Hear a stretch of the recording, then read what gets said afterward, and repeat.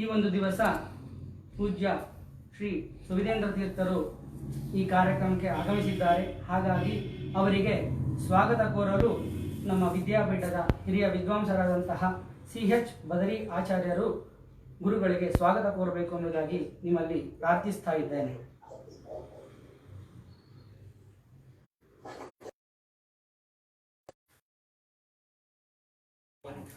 ವಿಶ್ವೇಶಮಿಷ್ಟದಂ ವಂದೇ ಪರಮ ಪೂಜ್ಯ ಪೂಜಾವರ ಮಠಾಧೀಶ್ವರರು ಸೇರಿದರು. ಅವರು ಸಮಾಜಕ್ಕೆ ನೀಡಿರ್ತಕ್ಕಂತಹ ಕಾಣಿಕೆ ತುಂಬಾ ದೊಡ್ಡ ಮಟ್ಟದ ಕಾಣಿಕೆ ಅವರು ಕೊಟ್ಟಿದ್ದು. ಸಾವಿರ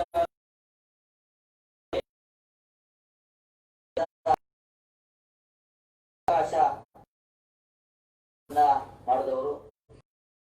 ವಿದ್ಯಾಪೀಠ ಇಂತಹ ಒಂದು ದೊಡ್ಡ ಸಂಸ್ಥೆಯನ್ನ ಹುಟ್ಟು ಹಾಕಿ ಈ ಸಂಸ್ಥೆ ಸಮಾಜಕ್ಕೆ ಅಪಾರವಾದ ಕೊಡುಗೆಯನ್ನ ಕೊಟ್ಟಿದೆ.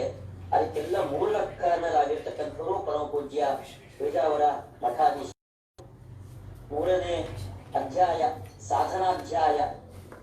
ಸಾಧನಾಧ್ಯಾಯದಲ್ಲಿ ಸೂತ್ರಗಳಲ್ಲಿ ಗುರುಪ್ರಸಾದದ ಮಹತ್ವ ಕೊಡ್ತಾರೆ. ಆಚಾರ್ಯರು ಭಾಷ್ಯದಲ್ಲಿ ಅನೇಕ ಪುರಾಣಗಳ ವಾಕ್ಯವನ್ನ ಹೇಳಿ ಗುರುಪ್ರಸಾದ ನತಸ್ಮಾತ್ ಭಗವಂತ ಗುರುಪ್ರಸಾದ ಆ ಗುರುಗಳ ಹೊರತರೆ ನಮ್ಮ ಜೀವನದಲ್ಲಿ ಎಲ್ಲ ವಿಘ್ನಗಳು ಕೂಡ ಪರಿಹಾರ ಆಗತ್ತೆ. ನಾವು ಕೂಡ ಸಾಪತ್ತಿಯನ್ನ ಅಧ್ಯಾಪಕರುಗಳು ಸಂಪಾದನೆ ಮಾಡಿ ಅವರಿವತ್ತು ಅಧ್ಯಾಪನದ ಮಾರ್ಗದಲ್ಲಿ ಸಹಕಾರಿಯಾಗಿದೆ. ಪರಮ ಪೂಜ್ಯ ಸುವಿಧೇಂದ್ರ ತೀರ್ಥ ಶ್ರೀಪಾದ ಪರಿಚಯವನ್ನ ನಾನು ಮಾಡ್ಕೊಡ್ತಕ್ಕಂತಹ ಅಗತ್ಯ ಇಲ್ಲ. ಒಂದು ನ್ಯಾಯ ವೇದಾಂತಾದಿ ಶಾಸ್ತ್ರಗಳ ಆಳವಾದ ಅಧ್ಯಯನ, ಅದರ ಜೊತೆಗೆ 18 ಪುರಾಣಗಳಲ್ಲಿ ಯಾವ ಮೂಲೆಗಳಲ್ಲಿ ವೇದವ್ಯಾಸ ದೇವರು ಯಾವ ವಿಷಯಗಳನ್ನ ಅವರು ಪ್ರತಿಪಾದನೆ ಮಾಡಿದ್ದಾರೆ. ಅದೆಲ್ಲ ಪುರಾಣಗಳ ಅಧ್ಯಯನ ತುಂಬಾ ಕ್ಲಿಷ್ಟಕರವಾದದ್ದು.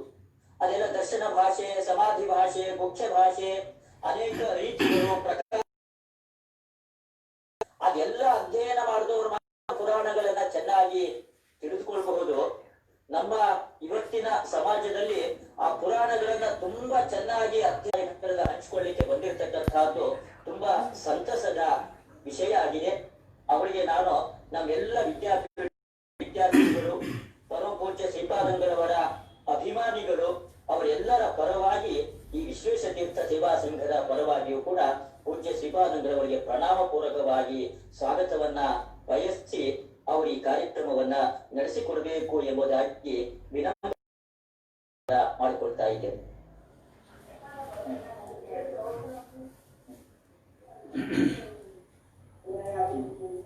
ಶ್ರೀ ಗುರುಭ್ಯೋ ನಮಃ. ಹರಿ ಓಂ. ಆಪದಾಂ ಅಪಹರ್ತಾರಂ ದಾತಾರಂ ಸರ್ವಸಂಪದಾಂ ಲೋಕಾಭಿರಾಮಂ ಶ್ರೀರಾಮಂ ಭೂಯೋ ಭೂಯೋ ನಮಾಮ್ಯಹಂ. ಆಪಾದಮೌಲಿಪರ್ಯಂತಂ ಗುರುಣಾಂ ಆಕೃತಿಂ ಸ್ಮರೇತ್ ತೇನ ವಿಘ್ನಾಃ ಪ್ರಣಶ್ಯಂತಿ ಸಿದ್ಧ್ಯಂತಿ ಚ ಮನೋರಥಾಃ. ಶ್ರೀ ಹರಿವಾಯ ಗುರುಭ್ಯೋ ನಮಃ.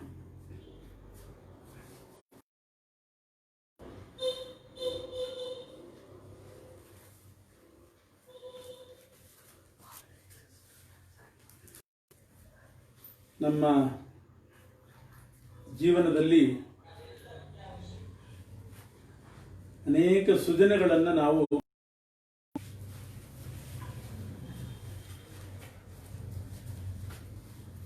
ಇವತ್ತು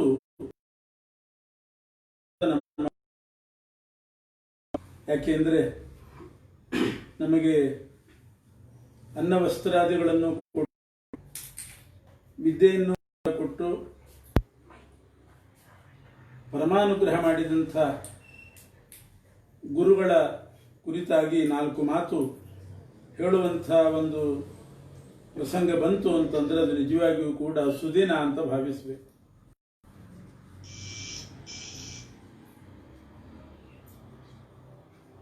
ಅವರ ಒಡನಾಟ, ಅವರು ಸ್ಥಾಪನೆ ಮಾಡಿದ ವಿದ್ಯಾಪೀಠದಲ್ಲಿ ಅಲ್ಲೇ ಅಧ್ಯಾಪಕರಾದದ್ದು, ಇದೆಲ್ಲ ಬಹುಜನ್ಮದ ಸುಕೃತದ ಫಲ.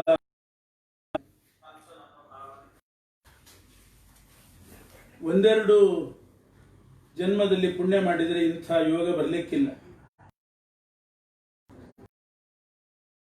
ಅವರ ಜೊತೆಗಿದ್ದು ಅವರ ಮುಖದಿಂದಲೇನೆ ಅನೇಕ ಗ್ರಂಥಗಳನ್ನು ಪಾಠ ಹೇಳಿಸಿಕೊಂಡಿರ್ತಕ್ಕಂಥ ಸೌಭಾಗ್ಯ ನಮ್ಮ ಜೀವನದಲ್ಲಿ ಒದಗಿ ಬಂದಿತ್ತು. ಅವರ ಸಂಸ್ಮರಣ ಕಾರ್ಯಕ್ರಮದಲ್ಲಿ ಭಾಗವಹಿಸಿ 4 ಮಾತು ಇದು ಒಂದು ಯೋಗ ಅಂತ ಬಹಳ ಸಂತೋಷದಿಂದ ಒಪ್ಪಿಕೊಂಡಿದ್ದೇವೆ. ಆದರೆ ಗುರುಗಳ ಬಗ್ಗೆ ಹೇಳಬೇಕು ಅಂತಂದರೆ ಉದ್ದಾಮ ಪಂಡಿತರು ಅವರು. ಅವರ ಗುಣಗಳನ್ನು, ಅವರ ಪಾಂಡಿತ್ಯವನ್ನು ಅರ್ಥ ಮಾಡಿಕೊಳ್ಬೇಕಾದ್ರೆ ಅದಕ್ಕೆ ಒಂದು ದೊಡ್ಡ ಯೋಗ್ಯತೆ ಬೇಕು. ಮಹಾತ್ಮರ ವ್ಯಕ್ತಿತ್ವ ಅಷ್ಟು ಸುಲಭವಾಗಿ ಅರ್ಥ ಆಗೋದಿಲ್ಲ.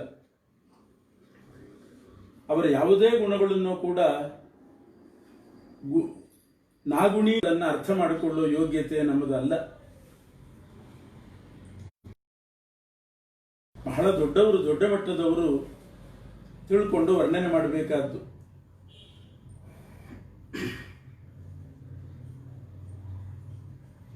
ಮಂತ್ರವರ್ಣೈರ ಅಂತ ಅಲ್ಲ, ಮಂತ್ರವರ್ಣಗಳು ವಾಯುದೇವರ ಚರಿತ್ರೆಯನ್ನು ಹೇಳಬೇಕಂತ ನಾನೇನು ಹೇಳ್ತೇನೆ ಅಂತಾರೆ ಪಂಡಿತಾಚಾರ್ಯ. ಹಾಗೆ ಉತ್ತಮ ವಿದ್ವಾಂಸರು, ವಿದ್ಯಾಮಾನ್ಯ ತೀರ್ಥ ಶ್ರೀಪಾದಂಗಳವರು ಅಂಥವರೆಲ್ಲ ಕೊಂಡಾಡಿದ್ದಾರೆ. ಅನುಭವವನ್ನು ಹೇಳ ವಿಷಯವೂ ಕೂಡ ಹಾಗೇ ಇದೆ. ಗುರುಗಳ ಒಡನಾಟದಲ್ಲಿದ್ದಾಗ ನಮಗಾದ ಅನುಭವವನ್ನು ತಿಳಿಸಬೇಕು ಅಂತ. ಪೂಜ್ಯ ಶ್ರೀಪಾದಂಗಳವರ ಗುರುಗಳ ಪರಿಚಯ ಬಹಳ ವರ್ಷಗಳ ತನಕ ನಮಗೆ ಹೆಚ್ಚಿದ್ದಿಲ್ಲ. ಯಾವಾಗ ಗುರುಗಳ ಪರಿಚಯ ನಮಗೆ, ಅವರ ವಿಶೇಷ ಸಂಪರ್ಕ ಯಾವಾಗ ಬರ್ತಿತ್ತು ಅಂದರೆ, ಪ್ರತಿ ವರ್ಷ ಕೊನೆಯಲ್ಲಿ ಪರೀಕ್ಷೆ ನಡೆಯುವಾಗ, ವಾಕ್ಪರೀಕ್ಷೆ ನಡೆಯುವಾಗ ಮಾತ್ರ ಅವರಿಗೂ ನಮಗೂ ಸಂಪರ್ಕ.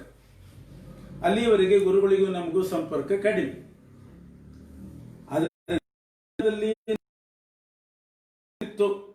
ಸ್ವಲ್ಪ ಸ್ವಲ್ಪ ಆಗ್ತಿತ್ತು. ಈಗಿನ ವಿದ್ಯಾರ್ಥಿಗಳಿಗೆ ಪರೀಕ್ಷೆ ಮಾತ್ರ ಬಂದಾಗ ವಿಶೇಷ. ಆ ಪರೀಕ್ಷೆ ಕಾಲದಲ್ಲಿ ಅವರ ಪರಿಚಯ, ಅವರ ಹತ್ತಿರ ಕೂತ್ಕೊಂಡು ಅವರ ಮುಂದೆ ಕೂತ್ಕೊಂಡು ನಾವು ಪರೀಕ್ಷೆ ಕೊಡೋದು, ಆವಾಗ ನಮ್ಮ ಮೇಲೆ, ನಮ್ಮ ಜೀವನದ ಮೇಲೆ ಬಹಳ ಪರಿಣಾಮ ಬೀರಿದೆ. ಅದಷ್ಟು ಮಹತ್ವದ್ದಲ್ಲ. ಇದ್ದದ್ದನ್ನು ಪದಾರ್ಥ ಹೇಳಿದರೆ, ವಿಗ್ರಹ ವಾಕ್ಯ ತೋರಿಸಿದರೆ ಸಾಕಾಗ್ತಿತ್ತು. ವೇದಾಂತ ಗ್ರಂಥಗಳ ಪರೀಕ್ಷೆ ಕೊಡುವಾಗ ಆಗ ಅವರ ವಿಶೇಷವಾಗಿ ನಮಗಾಯಿತು. ವೇದಾಂತ ಗ್ರಂಥ ಪರೀಕ್ಷೆ ಕೊಡುವಾಗ ಆ ಪಂಕ್ತಿಗಳನ್ನು ಉದ್ದಕ್ಕೂ ಓದಿ ಒಂದಿಷ್ಟು ವಿಷಯ ಹೇಳ್ತಾ ಇದ್ವಿ. ಸ್ವಾಮಿಗಳಿಗೆ ಅದರಲ್ಲಿ ಸಮಾಧಾನ ಇಲ್ಲ. ಪಂಕ್ತಿ ಪಂಕ್ತಿ ಅರ್ಥ ಹೇಳು ಅಂತಿದ್ದು. ಪ್ರತಿ ಪಂಕ್ತಿಗೆ ಅರ್ಥ ಹೇಳಬೇಕು. ಈಗ ಅನೇಕ ಕಡೆ ಪಾಠಕ್ರಮದಲ್ಲಿ ಅದಿಲ್ಲ.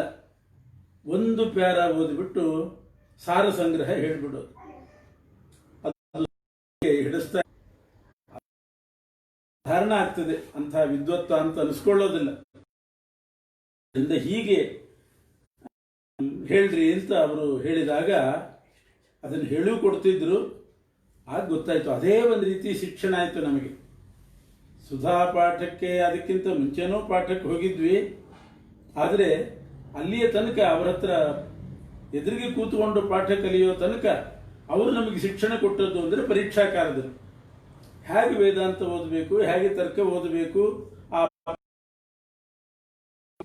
ಇದನ್ನ ಬೋಧನೆ ಮಾಡಿದ್ದು ನಮ್ಮ ಜೀವನದಲ್ಲಿ ಇವತ್ತಿಗೂ ನೆನಪಿದೆ. ಅದರಿಂದ ವೇದಾಂತ ಗ್ರಂಥ ಅಧ್ಯಯನ ಮಾಡುವ ಪ್ರವೃತ್ತಿ, ಅರ್ಥ ಮಾಡಿಕೊಳ್ಳುವ ಪ್ರವೃತ್ತಿ ಉಂಟಾಯಿತು. ವಿಶೇಷ ಆಸ್ಥೆ ವಹಿಸಬೇಕಾಯಿತು. ಈಗ ನಮಗೇನೆ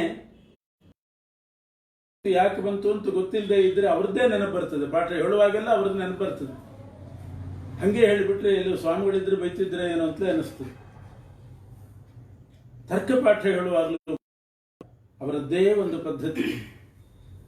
ವಿದ್ಯಾಮಾನ್ಯ ತೀರ್ಥರಿಂದ ಅವರು ಕಲಿತದ್ದು ಬಹಳ ಉತ್ತಮ ಪದ್ಧತಿ. ತರ್ಕ ಪಾಠ ಹೇಳುವಾಗ ಹೇಗೆ ಯಾವತ್ತು ತಗೊಳ್ಬೇಕು, ಎಲ್ಲಿ ಲಕ್ಷಣ ಸಮನ್ವಯ ಮಾಡಬೇಕು, ಆ ಪರಿಷ್ಕಾರಗಳನ್ನು ಬಿಡಿಸುವ ಕ್ರಮ, ಅದನ್ನೆಲ್ಲ ಪರೀಕ್ಷೆ ಮಾಡುವಾಗಲೇ ನಮಗೆ ಅನುಭವಕ್ಕೆ ಬಂದದ್ದು. ಹೀಗೆ ಹೇಳಬೇಕು ಅಂತ ಅವರು ತಿದ್ದುತ್ತಾ ಇದ್ರು. ಇದು ಅವರು ಪರೀಕ್ಷೆ ಮಾಡುವ ಕ್ರಮ. ಆದರೆ ಭಯಪಡ್ತಿದ್ದಿಲ್ಲ. ಭಯಾನಕವಾಗಿ ಪರೀಕ್ಷೆ ಮಾಡೋದು ಅಂತ ಉಂಟು ಕೆಲವರು. ಏನು ಹೇಳು ಅಂತ ಕೇಳಿಬಿಟ್ರೆ ಏನಿದೆಯೋ ಏನೋ ಅಂತ ಗಾಬರಿ ಆಗೋದು. ಹಾಗಲ್ಲ, ಅವರಿಗೆ ಎಷ್ಟು ಬೇಕೋ ಅಷ್ಟು ಬಂದರೆ ಸಾಕು. ಮೇಲಿಂದ ಮೇಲೆ ಟಿಪ್ಪಣಿ ವಿಷಯಗಳನ್ನು ಕೇಳಿ ಬರೋದಿಲ್ಲ ಅಂತ ಅನಿಸ್ಬೇಕು ಅಂತ ಅಲ್ಲಿವರೆಗೆ ಅವರು ಪರೀಕ್ಷೆ ಮಾಡೋ ಕ್ರಮ ಇಲ್ಲ. ಪಂಕ್ತ್ಯರ್ಥ ಅದಕ್ಕೆ ಸಂಗತಿ ಹೇಳಿದರೆ ಬಹಳ ಸಂತೋಷ ಪಡ್ತಿದ್ದು. ನಾವು ಅನೇಕರ ಹತ್ರ ಪರೀಕ್ಷೆ ಕೊಟ್ಟಿದ್ದೀವಿ. ಎಲ್ಲಿವರೆಗೆ ಪರೀಕ್ಷೆ ಮಾಡ್ತಾರೆ ಅಂದರೆ ನನಗೆ ಬರೋದಿಲ್ಲ ಅಂತ ಹೇಳೋ ತನಕ ಬಿಡೋದಿಲ್ಲ. ಇಲ್ಲ ಟಿಪ್ಪಣಿ ವಿಷಯ ಕೇಳಬೇಕು, ಇಲ್ಲ ಪರಿಷ್ಕಾರಗಳನ್ನು ಕೇಳಬೇಕು, ಏನಾದರೂ ಬಂದು. ಸ್ವಾಮಿಗಳದ್ದು ಆ ಪದ್ಧತಿ ಇದ್ದಿಲ್ಲ. ಅವರನ್ನು ನಿರುತ್ಸಾಹಗೊಳಿಸಬಾರ್ದು. ಎಷ್ಟು ಬೇಕೋ ಅಷ್ಟು ಮಾತ್ರ ಅವರು ಹೇಳಲೇಬೇಕು. ಈ ರೀತಿ ಗಾಬರಿ ಪಡಿಸದಂತೆ ಪ್ರೋತ್ಸಾಹ ಕೊಡ್ತಾ, ಸರಿ ಅಂತ ಹೇಳ್ತಾ, ಬೆಂತಟ್ತಾ ಪರೀಕ್ಷೆ ಮಾಡೋ ಕ್ರಮ, ಅದರಲ್ಲೇ ಶಿಕ್ಷಣ. ಇದು ಸ್ವಾಮಿಗಳಿಂದ ನಮಗಾದ ಒಂದು ದೊಡ್ಡ ವಿಶೇಷ ಅನುಭವ ಆ ವಿದ್ಯಾಪೀಠದಲ್ಲಿ. ಇನ್ನೊಂದು ಯಾವಾಗಲೂ ನನಗೆ ನೆನಪಾಗುವುದು, ಸ್ವಾಮಿಗಳನ್ನು ನೋಡಿದಾಗ ಅಥವಾ ನಮ್ಮ ಜೊತೆಗೆ ಕೆಲವರು ವ್ಯವಹಾರ ಮಾಡುವಾಗೆಲ್ಲ ನೆನಪು ಬರೋದೇನು ಅಂದರೆ, ಸ್ವಾಮಿಗಳಿಗೆ ಕೆಲವು ಸಲ ಬಹಳ ಅನುಭವಗಳು ಆಗ್ತಾ ಇತ್ತು. ಒಂದು ಸಂಸ್ಥೆ ಅಂತಂದ ಮೇಲೆ ನೂರಾರು ಜನ ವಿದ್ಯಾರ್ಥಿಗಳಿದ್ದಾಗ ಕಹಿ ಅನುಭವಗಳು ಬಂದೇ ಬರ್ತಿರ್ತದೆ. ಯಾಕೆ ಅಂದರೆ ಎಲ್ಲರೂ ಒಂದೇ ಥರ ಇರೋದಿಲ್ಲ. ನಾನಾ ರೀತಿ ವಿಮಾಯಂತು ಬ್ರಹ್ಮಚಾರಿಣ ಸ್ವಾಹ ಅಂತ ವಿವಿಧ ಗೋತ್ರದ ವಿವಿಧ ಸ್ವಭಾವದ ಬ್ರಹ್ಮಚಾರಿಗಳೆಲ್ಲ ಬಂದಿರ್ತಾರೆ. ಸ್ವಾಮಿಗಳಿಗೆ ಕೆಲವು ಸಲ ಅಸಮಾಧಾನ ಆದಾಗ ಒಂದು ಸಭೆ ಕರೀತಿದ್ರು. ನಾವೆಲ್ಲ ವಿದ್ಯಾರ್ಥಿಗಳು, ಯಾರಿಗೂ ಅಂತ ಹೇಳ್ತಿದ್ದಿಲ್ಲ, ಯಾರು ಅಂತ ಹೆಸರು ಹೇಳಲಿಕ್ಕಿಲ್ಲ. ಒಟ್ಟು ಎಲ್ಲರನ್ನೂ ಕೂಡ ಸಭೆ ಕರೆಸಿ ಬಹಳ ಗಂಭೀರವಾಗಿ ಉಪದೇಶ ಮಾಡ್ತಿದ್ರು. ಆ ಉಪದೇಶದ ಸಾರ ಇಷ್ಟೇನೆ. ಎಲ್ಲ ವಿದ್ಯಾರ್ಥಿಗಳ ಅವರು ಹೇಳ್ತಾ ಇದ್ದದ್ದೇನು ಅಂದರೆ, ನೀವು ವಿದ್ಯಾವಂತರು ಆಮೇಲೆ ಆಗ್ರಿ, ಮೊದಲು ಮನುಷ್ಯರಾಗ್ರಿ. ಮೊದಲು ಮಾನವೀಯತೆ ಕಲೀರಿ, ಮನುಷ್ಯರಾಗ್ರಿ, ಆಮೇಲೆ ವಿದ್ಯಾವಂತರಾಗ್ರಿ. ನೀವು ಮನುಷ್ಯರಾದ್ರೆ ಸಾಕು ನಮಗೆ. ಎಲ್ಲರೂ ಪಶುಗಳಂತೆ ಇದ್ರು ಅಂತ ಅರ್ಥ ಅಲ್ಲ. ಒಬ್ರಿಬ್ಬರು ಏನಾದರೂ ಕಹಿ ಪ್ರಸಂಗಗಳು ಮಾಡಿದಾಗ, ಅದು ಸ್ವಾಮಿಗಳ ಗಮನಕ್ಕೆ ಬಂದಾಗ ಎಲ್ರಿಗೂ ಕೂಡ ಇನ್ನೊಬ್ರು ಮಾಡೋ ಸಂದರ್ಭ ಇರ್ತದೆ, ಆಗಬಾರ್ದು. ಅದು ಆ ರೀತಿ ಪ್ರಸಂಗನೇ ಬರಕೂಡುದು ಅಂತ ಪೂರ್ವಭಾವಿಯಾಗಿ ತಡೆಗಟ್ಟಲಿಕ್ಕೆ ಎಲ್ಲರನ್ನೂ ಸೇರಿಸಿ ಹೇಳ್ತಾ ಇದ್ದ ಉಪದೇಶ ಇದು. ಯಾಕೆಂದರೆ ಅನೇಕ ಜನ ವಿದ್ಯಾರ್ಥಿಗಳು ಕೂತಾಗ ಯಾರ್ಯಾರೋ ಬರ್ತಿದ್ರು. ಅವರು ದೊಡ್ಡ ದೊಡ್ಡ ಕೊಡುಗೆ ದಾನಿಗಳಾಗಿರ್ತಿದ್ರು, ಡೋನರ್ಸ್ ಆಗಿರ್ತಿದ್ರು, ಸ್ವಾಮಿಗಳಿಗೆ ಆಪ್ತರಾಗಿರ್ತಿದ್ರು, ಅನೇಕ ವಿಧದಲ್ಲಿ ಅವರಲ್ಲಿ ಭಕ್ತಿ ಮಾಡಿದಂಥ ಶಿಷ್ಯರಾಗಿರ್ತಿದ್ರು. ಅವರನ್ನು ಗೌರವದಿಂದ ಸ್ವಾಗತ ಮಾಡಬೇಕು. ಅದನ್ನು ಕೇಳುವ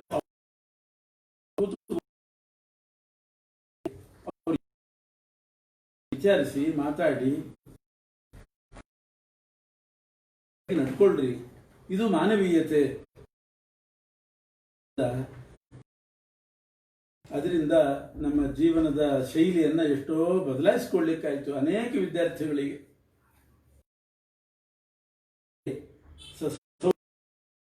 ಇದೆಲ್ಲ ತಿಳಿಸ್ತಾ ಇದ್ರು ಸ್ವಾಮಿ. ಆದರೆ ಇಂಥ ಕಹಿ ಅನುಭವಗಳು ಸಾಕಷ್ಟು ಬಂತು ಅವರ ಜೀವನದಲ್ಲಿ.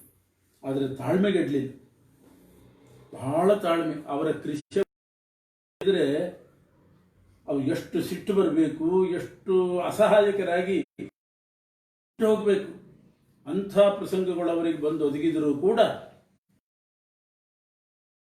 ಆಚಾರಶಾಸ್ತ್ರ ಪ್ರಚಾರ ಆಗಬೇಕು ಅನ್ನತಕ್ಕಂಥ ಒಂದು ಗಟ್ಟಿಯಾದಂಥ ಅದರ ಮೇಲೆ ವಿಶ್ವಾಸ, ಅದನ್ನು ಮಾಡಬೇಕು ಅನ್ನೋ ಛಲ ಬಹಳ ವಿಶೇಷವಾಗಿ ತಾಳ್ಮೆಯಿಂದ ನಡೆಸ್ಕೊಂಡು ಬಂದಿದ್ದಾರೆ ಸಂಸ್ಥೆ.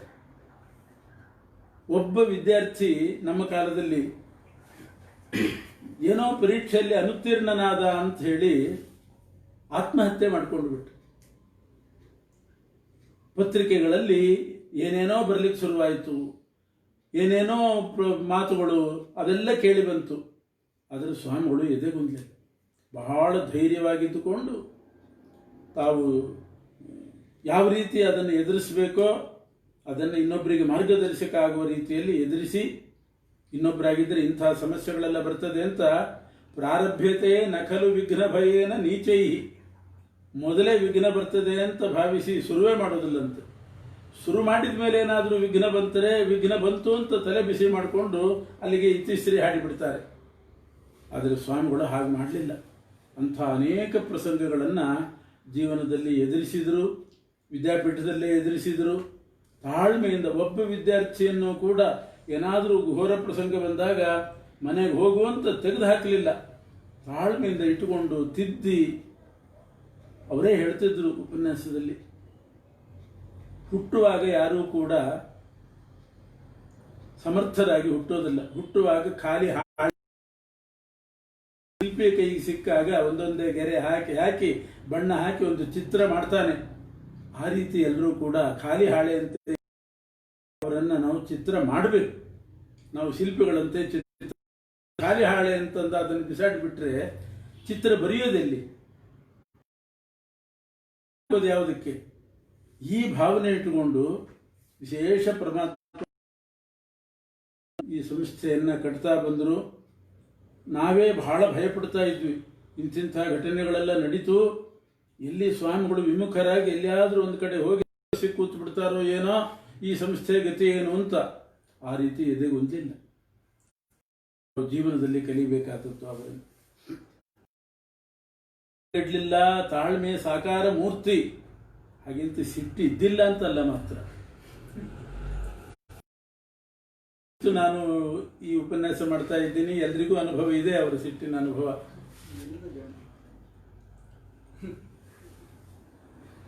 ಒಂದು ಸಲ ನಮ್ಮ ಮೇಲೆ ಸಿಟ್ಟು ಮಾಡಿದ್ರು. ಆದರೆ ಯಾವಾಗ ಮಾಡಿದ್ದುದು? ನಾವು ವಿದ್ಯಾಪೀಠಕ್ಕೆ ಸೇರಿದ ಮೊದಲನೇ ವರ್ಷ, ಮೊದಲನೇ ತರಗತಿ, ಪ್ರಥಮ ತರಗತಿಯಲ್ಲಿ ಓದ್ತಾ ಇದ್ವಿ. ಆಗ ಸ್ವಾಮಿಗಳು ಹೆಚ್ಚು ವ್ಯಾಪಕ ಆಗಿದ್ದಿಲ್ಲ. ಅವರ ದಿನಚರಿ ಬಹಳ ವಿಶೇಷವಾಗಿತ್ತು. ಬೆಳಿಗ್ಗೆದ್ದು ಆನೆಕ ಪೆಟ್ಟಿಗೆ, ಕರವಸ್ತ್ರ ಎಲ್ಲ ತಗೊಂಡು ಕಲ್ಯಾಣಿ ಮಠಕ್ಕೆ ಹೋಗಿ, ಕಲ್ಯಾಣಿ ಮಠ ಅಂತ ಒಂದು ರಾಯರ ಮಠ ಇದೆ. ಆ ರಾಯರ ಮಠದಲ್ಲಿ ಒಂದು ಕೊಳ ಇತ್ತು, ಇಳಿಯೋ ಬಾವಿ. ಅಲ್ಲಿ ಹೋಗಿ ಅವಗಾಹನ ಸ್ನಾನ ಮಾಡಿ ಬಹಳ ಹೊತ್ತು ಅಲ್ಲಿ ಪ್ರಣವ ಮಂತ್ರ ಜಪ ಮಾಡಿ, ಅಷ್ಟಮಹಾಮಂತ್ರ ಜಪ, ವಾಯುಸ್ತುತಿ, ಪುರಶ್ಚರಣ, ತರ್ಪಣ ಬಹಳ ಹೊತ್ತು ಮಾಡಿ ಅಲ್ಲಿಂದ ನಡ್ಕೊಂಡು ಬರೋರು. ಅವಾಗ ರೋಡು ಇದ್ದಿಲ್ಲ, ಕಾಲ್ದಾರಿಯಲ್ಲಿ ಹೋಗ್ತಿದ್ರು. ಮಡ್ ರೋಡ್ ಇತ್ತಷ್ಟೇ, ನಡ್ಕೊಂಡು ಹೋಗ್ತಿದ್ರು. ಸ್ನಾನ ಮಾಡಿ ಬರಬೇಕು. ಬಂದ ಕೂಡಲೇ ಅವರ ಕೆಲಸ ಏನು ಅಂದರೆ, ವಿದ್ಯಾಪೀಠದ ಈ ಪ್ರಧಾನ ಬಿಲ್ಡಿಂಗು, ಹಳೇ ಬಿಲ್ಡಿಂಗ್ ಏನಿದೆ, ಒಂದೊಂದೇ ರೂಮಿನ ಬಾಗಿಲು ಮೆಲ್ಲ ತೆಗೆದು ವಿದ್ಯಾರ್ಥಿಗಳು ಏನು ಮಾಡ್ತಿದ್ದಾರೆ ಅಂತ ಅವಲೋಕನ ಮಾಡು. ವಾರ್ಡನ್ ಕೆಲಸ ಅವರೇ ಮಾಡ್ತಿದ್ರು, ವಾರ್ಡನ್ನಾಗಿ ಕೆಲಸ ಮಾಡ್ತಾರೆ. ಕೊನೆ ಕೋಣೆಯಲ್ಲಿ, ಅದು 1ನೇ ತರಗತಿಯವರ ಕೋಣೆ ಅಂತ, ಅದು ಡಬಲ್ ರೂಮ್ ಆಗಿತ್ತು. ಎರಡೂ ಸೇರಿಸಿ ಒಂದು, ಎಲ್ಲ ರೂಮ್ಗಳು ಹಾಗೆ ಇತ್ತು. ಆಮೇಲೆ ಗೋಡೆ ಕಟ್ಟಿ ಬೇರೆ ಬೇರೆ ಮಾಡಿದ್ರು. ಆ ಕೋಣೆಯಲ್ಲಿ ನಾವು, ನಾನು, ಇನ್ನೊಬ್ಬ ವಿದ್ಯಾರ್ಥಿ ಮತ್ತು ಒಟ್ಟು 3 ಜನ ಆಟ ಆಡ್ತಾ ಇದ್ವಿ. ಕಡ್ಡಿ ಆಟ ಅಂತ ಅದಕ್ಕೆ ಹೆಸರು. ಒಂದಿಷ್ಟು ಕಡ್ಡಿಗಳನ್ನು ಜೋಡಿಸಿ ಅದನ್ನು ಬಿಡೋದು, ಆಮೇಲೆ ಇನ್ನೊಂದಕ್ಕೆ ತಾಗದಂತೆ ಅದನ್ನು ಬೇರ್ಪಡಿಸಬೇಕು ಕಡ್ಡಿಗಳನ್ನು. ಇಂಥ ಒಂದು ಆಟ. 3 ಜನ ತನ್ಮಯರಾಗಿ, ತಲ್ಲೀನರಾಗಿ ಆ ಕಡ್ಡಿ ಆಟದಲ್ಲಿ ಯಾರು ಏನು ಬಂದರು ಹೋದರೂ ಗೊತ್ತಾಗಲಿಕ್ಕೆಲ್ಲ ಅಷ್ಟು ತನ್ಮಯತೆಯಿಂದ ಕಡ್ಡಿ ಆಟ. ಆವಾಗ ಸುಮಾರು ನಮಗೆ 7 ವರ್ಷ ಇರಬೇಕು. ಕಡ್ಡಿ ಆಟ. ಸ್ವಾಮಿಗಳು ಒಂದೊಂದೇ ರೂಮ್ ನೋಡಿಕೊಂಡು ನಮ್ಮ ರೂಮಿಗೆ ಬಂದಿದ್ದಾರೆ. ನಾವು 3 ಜನ ಆಟದಲ್ಲಿದ್ದೇವೆ. ಬೆನ್ನಿನ ಮೇಲೆ ಏಟು ಹಾಕಿದಾಗಲೇ ಗೊತ್ತು ನಮಗೆ ಯಾರೋ ಬಂದಿದ್ದಾರೆ ಅಂತ. 3 ಜನರಿಗೂ ಒಂದೊಂದೇ ಇಟ್ಬಿಟ್ಟು ಅಲ್ಲಿಂದ ಆ ಏಟಿಗೆ ಬರಾರಿ ಓಡಿ ಹೋದದ್ದು. ಎಷ್ಟೋ ಹೊತ್ತಾದ ಮೇಲೆ ಬಂದ್ವಿ, ಅಷ್ಟೇ, ಒಂದೇ ಏಟು. ಇಡೀ ವಿದ್ಯಾಪೀಠದ ವಿದ್ಯಾರ್ಥಿ ಜೀವನದಲ್ಲಿ, ಅಧ್ಯಾಪಕ ಜೀವನದಲ್ಲಿ ಸ್ವಾಮಿಗಳ ಸಿಟ್ಟು ನೋಡಿದ್ದು ಅವತ್ತು. ಆದರೆ ಆ ಏಟು ಕ್ರೋಧೋಪಿ ದೇವಸ್ಯ ವರೇಣ ತುಲ್ಯ ಅಂತಂದಂತೆ ಆ ಬೆನ್ನಿನ ಮೇಲೆ ಒಂದೇ ಒಂದು ಏಟು ಹಾಕಿದರು ಅಷ್ಟೇ 3 ಜನರಿಗೆ. ಅದು ನಮಗೆ ಬಿದ್ದ ಏಟು ಮಾತ್ರ ಇವತ್ತು ಈ ಮಟ್ಟಕ್ಕೆ ತಂದಿಟ್ಟಿದ್ದು. ಆ ಏಟೇ ಇವತ್ತು ಇಲ್ಲಿಗೆ ತಂದಿಟ್ಟದ್ದು. ಅದು ನಮಗೆ ಭಾವನೆ. ಆ ಏಟು ಹಾಕದೇ ಇದ್ದಿದ್ರೆ ಇಷ್ಟು ಅನುಗ್ರಹ ಆಗ್ತಿತ್ತೋ ಇಲ್ಲ.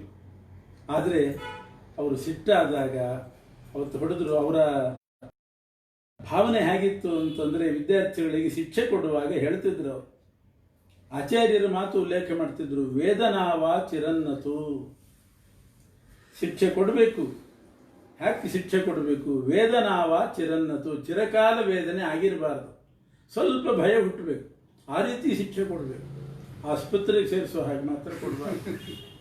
ವೇದನೆ ಶಿಕ್ಷೆ ಅಂಥ ಶಿಕ್ಷೆ ಕೊಡಬಾರ್ದು, ಚಿರಕಾಲ ವೇದನೆ ಆಗಿರಬಾರ್ದು, ಹಾಗೆ ಕೊಡಬೇಕು ಪ್ರಸಂಗ ಬಂದರೆ.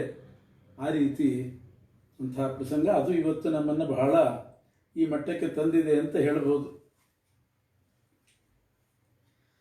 ಒಂದು ಸಲ ಮಾತ್ರ ಬಿಟ್ಟೋಗು ಅಂತಲೂ ಕೂಡ ಹೇಳಿದ್ದುಂಟು ಸ್ವಾಮಿಗಳು. ಯಾರೋ ಒಬ್ಬ ವಿದ್ಯಾರ್ಥಿ ಇದ್ದ, ಬಹಳ ಉಗ್ರ ವಿದ್ಯಾರ್ಥಿ. ಅವನೇನೋ ತಪ್ಪು ಮಾಡಿದಾಗ ಅವನನ್ನು ಕರಿಬೇಕಾಗಿತ್ತು. ಸ್ವಾಮಿಗಳು ವಿಚಾರಣೆಗೋಸ್ಕರ ಕರಿ ಅಂತ ನನಗೆ ಹೇಳಿದರು, ಅವನನ್ನು ಕರ್ಕೊಂಡು ಬಾ ಅಂತ. ಅಯ್ಯೋ, ಅದೆಲ್ಲ ಆಗ್ಲಾರ್ದ ಕೆಲಸ ಸ್ವಾಮಿ ಅಂದ್ಬಿಟ್ಟೆ ನಾನು. ಅವನನ್ನು ಕರ್ಕೊಂಡು ಬರೋದು ಅಂದ್ರೆ ಏನು? ಹಾಗೆಲ್ಲ ನನ್ನನ್ನೇ ಏನಾದರೂ ಮಾಡಿಬಿಟ್ಟೆ ಅನ್ನೋ, ಅದೆಲ್ಲ ಆಗೋ ಕೆಲಸ ಅಲ್ಲ ಅಂತಂದೆ. ಒಂದೇ ಸಲ ಅಂದ್ಬಿಟ್ಟೆ. ಹಾಗಾದ್ರೆ ನೀನು ಬಿಟ್ಟು ಹೋಗು ಅಂದರು. ಹೇಳಿದ ಕೆಲಸ ಮಾಡೋದಿಲ್ಲ ಅಂದ್ರೆ ಬಿಟ್ಟು ಹೋಗು ಅಂದರು. ನಾನು ನಿರೀಕ್ಷೆ ಮಾಡಿದ್ದಿಲ್ಲ, ತಣ್ಣಗಾಗಿಬಿಟ್ಟೆ. ಅವತ್ತೇ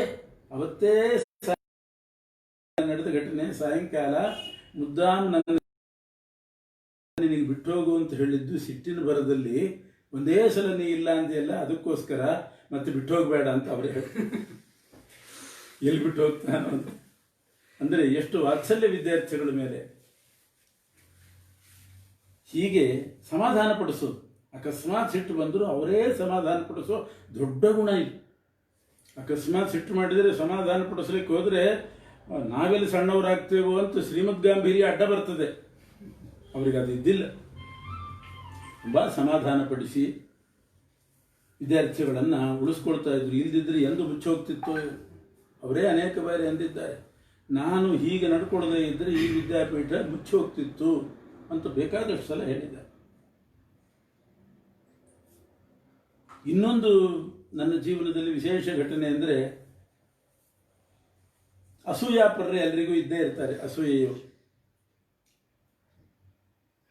ನಮ್ಮ ಮೇಲೆ ಯಾರೋ ಅಸೂಯೆಯಿಂದ ನಮ್ಮ ಗುರುಗಳಿಗೆ, ಸ್ವಾಮಿಗಳಿಗೆ ಒಂದು ಪತ್ರ ಬರೆದರು. ಆದರೆ ಅದು ಅನಾಮಧೇಯ ಆಕಾಶರಾಯನ ಪತ್ರ ಅಂತ, ಯಾರ್ದು ಅಂತ ಹೆಸರಿಲ್ಲ. ಆಕಾಶರಾಯನ ಪತ್ರ ಬಂತು. ಆ ಪತ್ರದಲ್ಲಿ ಏನು ಬರೆದಿದ್ರು ಅಂದರೆ, ಅದು ಅವರಿಗೆ ಮಾತ್ರ ಅಲ್ಲ, ಅವರಿಗೂ ಇನ್ನೊಂದು 4-5 ಜನರಿಗೆಲ್ಲ ಬಂದಿತ್ತು. ಒಂದು ಸೆಮಿನಾರ್ ಇತ್ತು. ಆ ಸೆಮಿನಾರ್ನಲ್ಲಿ ನಾನು ಭಾಗವಹಿಸಿ, ಹೊರಗಿಂದೆಲ್ಲ ಜನ ಬರ್ತಾರೆ. ಯಾರಿಗೋ ಬಂದ ಪತ್ರವನ್ನು ಆ ವ್ಯಕ್ತಿಗಳು ನನಗೆ ಆ ಸೆಮಿನಾರು ಶುರುವಾಗಲಿಕ್ಕೆ ಒಂದು 5-10 ನಿಮಿಷ ಮುಂಚೆ ಹೇಳಿದರು. 5 ನಿಮಿಷ ಮುಂಚೆ ಹೇಳಿದರು, ಹೀಗೊಂದು ನಿಮ್ಮ ಮೇಲೆ ಪತ್ರ ಬಂದಿದೆ, ಕಾಪಿ ಇಟ್ಟು ಅಂತ ಬೇರೆ ಯಾರ್ಯಾರಿಗೆ ಹಾಕಿದ್ದಾರೆ, ಸ್ವಾಮಿಗಳಿಗೂ ಹಾಕಿದ್ದಾರೆ, ನನಗೂ ಬಂದಿದೆ ಅಂತ ಆ ಪತ್ರ ತೋರಿಸಿದೆ. ಏನಿತ್ತು ಅದರಲ್ಲಿ ಅಂತಂದರೆ, ಇವರನ್ನು ನೀವು ವಿದ್ಯಾಪೀಠದಿಂದ ಎಲ್ಲೂ ಹೊರಗೆ ಕಳಿಸಬೇಡಿ, ಉಪನ್ಯಾಸಗಳಿಗೆ ಹೊರಗೆ ಕಳಿಸಬೇಡಿ, ಪ್ರವಚನಕ್ಕೆ ಉಪನ್ಯಾಸ ಎಲ್ಲೂ ಕಳಿಸಬೇಡಿ. ಯಾಕೆ ಅಂತಂದರೆ ಇವರು ವಿದ್ಯಾಪೀಠದ ಬಗ್ಗೆ ಅಪಪ್ರಚಾರ ಮಾಡ್ತಾರೆ ಅಂತ ಹೀಗೆ ಕಾರಣ ಹಾಕಿ ಒಂದು ಅನಾಮಧೇಯ ಪತ್ರ, ಹೊರಗೆ ಕಳಿಸಬೇಡಿ. ಅವರು ನನಗೆ ತಂದು ಕೊಟ್ಟರು. ನಾನೇನು ಸ್ವಲ್ಪ ತಲೆ ಬಿಸಿ ಆಯಿತು, ಆದರೂ ಸೆಮಿನಾರ್ನಲ್ಲಿ ಭಾಗವಹಿಸಿದೆ, ಆಯಿತು. ಆಮೇಲೆ ಸ್ವಾಮಿಗಳು ಕರೆದರು. ಏನು ಕಾದಿದೆಯೋ ಅಂದ್ಕೊಂಡಿದ್ದೆ ನಾನು. ಏನು ಮಾಡೋದು? ಆದರೆ ನನಗೆ ಒಂದು ವಿಶ್ವಾಸ ಇತ್ತು, ಎಲ್ಲೆಲ್ಲಿ ಹೋಗಿದ್ದೀನಿ ಅವರೆಲ್ಲ ಹೇಳಿ ಯಾರಾದರೂ ಒಬ್ಬರು. ಸ್ವಾಮಿಗಳು ಕರೆದು ಅವರು ವಿಚಾರಣೆ ಮಾಡಿದ ಕ್ರಮ ಹೇಗೆ ಅಂತಂದರೆ, ಯಾರೋ ನಿನ್ನ ಮೇಲೆ ಅಸೂಯಿಂದ ಒಂದು ಪತ್ರ ಬರೆದಿದ್ದಾರೆ ಅಂತ ಅಲ್ಲಿಂದೇ ಶುರು ಮಾಡಿದ್ದಾರೆ. ನೋಡು ಹಿಂಗೆ ಪತ್ರ ಬಂದಿದೆ ಅಂತಲೇ ಹೇಳಿಲ್ಲ, ಯಾರೋ ಅಸೂಯೆಯಿಂದ ಮಾಡಿದ್ದಾರೆ, ಇಂಥವ್ರು ಮಾಡಿರ್ಬೋದಾ ಅಂತ ಬೇರೆ ಹೆಸರು ಹೇಳ್ತಾ ಇದ್ದಾರೆ. ಅವರೇ ಇದು ಮಾಡಿ ಅನುಮಾನ ಪಟ್ಟು ಇಂಥವ್ರು ಮಾಡಿದ್ರೆ ಹೇಗೆ ಬರೆದಿದ್ದಾರೆ. ನಾನು ಹೇಳಿದೆ ನಿಜವಾಗಿ ಸ್ವಾಮಿ ತಾವು ಹೇಳಿದ ಹಾಗೆ ಅಸೂಯೆಯಿಂದಲೇ ಮಾಡಿದ್ದಾರೆ. ಯಾಕೆಂದ್ರೆ ಮೊದಲು ಇವನನ್ನು ಒದ್ದು ಹೊರಗೆ ಹಾಕ್ರಿ ಅಂತ ಬರಿಬೇಕಾಗಿತ್ತು. ಎಲ್ಲೂ ಕಳಿಸ್ಬೇಡಿ ಅಂತ ಬರೆದ್ರೆ ಏನರ್ಥ? ಬಾಯಿ ಬೀಗ ಹಾಕ್ಲಿಕ್ಕೆ ಆಗ್ತದೆ? ಕಳಿಸ್ಬೇಡಿ ಅಂತ ಬರೆದಿದ್ದಾರೆ ಅಂತಂದ್ರೆ ನಮ್ಮ ಉಪನ್ಯಾಸ ಪ್ರವಚನ ಹೊರಗಡೆ ನಾವು ಮಾಡೋದು ಸಹನೆ ಇಲ್ಲದೆ ಬರೆದಿದ್ದಾರೆ ಅಂತ ಅರ್ಥ. ಹೌದು, ಅದು ನನಗೆ ಗೊತ್ತಾಗಿದೆ, ಅದಕ್ಕೆ ನಾನು ಹೇಳಲಿಕ್ಕೆ ಹೋಗಲಿಲ್ಲ ನಿನಗೆ. ಈಗ ಸುಮ್ಮನೆ ಎದುರುಗಡೆ ಸಿಕ್ಕಿ ಎಲ್ಲ ಹೇಳಿದೆ ಅಂತ ಅರ್ಥ. ಇದು ಬೇರೆಯವರಿಗೆ ಅವರಿಗಿರೋ ವ್ಯತ್ಯಾಸ ಇದೆ. ಈ ಥರ ಅಷ್ಟೇ, ಅಲ್ಲಿ ಮುಗೀತು. ಕೋಪ ಬಂದರೂ ಒಂದು ಕ್ಷಣ ಮಾತ್ರ. ಅದಕ್ಕೆ ಒಂದು ಅವರ ಬಗ್ಗೆನೇ ಒಂದು ಸುಭಾಷಿತ ಇದ್ದಾಗಿದೆ. ಉತ್ತಮ ಕ್ಷಣಕೋಪಸ್ಯ ದಿನಕೋಪಸ್ತು ಮಧ್ಯಮಃ ಅಧಮಃ ವರ್ಷಕೋಪಸ್ಯ. ಉತ್ತಮರಿಗೆ ಅವರಿಗೊಂದೇ ಕ್ಷಣ ಇರ್ತದೆ. ಕೋಪ ಬಂದ್ರೆ ಒಂದು ದಿನ ಪೂರ್ತಿ ಇರ್ತದಂತೆ, ಮರುದಿನ ಸೂರ್ಯೋದಯ ಆದ್ಮೇಲೆ ಹೋಗೋದು. ಅಧಮಃ ವರ್ಷಕೋಪಸ್ಯ, ಅಧಮರು ಅಂತ ಇರ್ತಾರೆ, ಅವ್ರಿಗೆ ಒಂದು ವರ್ಷ, ಮುಂದಿನ ಯುಗಾದಿ ಬರ್ಬೇಕು, ಆವಾಗ ಹೋಗ್ತದೆ. ಇನ್ನು ಅಧಮಾಧಮರು ಅಂತಿದ್ದಾರೆ, ಪ್ರಾಣ ಹೋದಾಗಲೇ ಸಿಟ್ಟು ಹೋಗ್ತದಂತೆ, ಅಲ್ಲಿವರೆಗೆ ಸಿಟ್ಟಿರ್ತದೆ. ಪ್ರಾಣ ಹೋದವಾಗ ಸಿಟ್ಟು ಅದ್ರ ಜೊತೆಗೆ ಹೋಗ್ತದೆ. ಸ್ವಾಮಿಗಳದ್ದು ಬಂದರೂ ಕ್ಷಣಕ್ಕೂ. ಹಾಗಾಗಿ ಇಂಥ ಸಂಸ್ಥೆಯನ್ನ ನಡೆಸಲಿಕ್ಕಾಯಿತು. ಅವರ ವಾತ್ಸಲ್ಯ ಇನ್ನು ಸುಧಾಪಾಠದ ಸಂದರ್ಭದಲ್ಲಿ ನಾವು ಅನುಭವಿಸಿದ್ದು ಬಹಳ ವಿಶೇಷ. ಸುಧಾಪಾಠಕ್ಕೆ ಅಂತ ಜೊತೆಗಿದ್ದಾಗ ಕಾಲಕ್ಕೆ ಸರಿಯಾಗಿ ನಿದ್ದೆ ಇಲ್ಲ. ಕೆಲವು ಸಲ ರಾತ್ರಿ ಪ್ರಯಾಣ, ಕೆಲವು ಸಲ ಬೆಳಗ್ಗೆ 4 ಗಂಟೆಗೆ ಎದ್ದು, ಹೀಗಾಗಿ ಸರಿಯಾಗಿ ನಿದ್ದೆ ಇಲ್ಲದೇನೆ ಹೀಟಾಗಿ ಬಾಯಿ ಹುಣ್ಣಾಗ್ತಾ ಇತ್ತು. ಅದು ಗೊತ್ತಾಯ್ತು ಸ್ವಾಮಿಗಳಿಗೆ.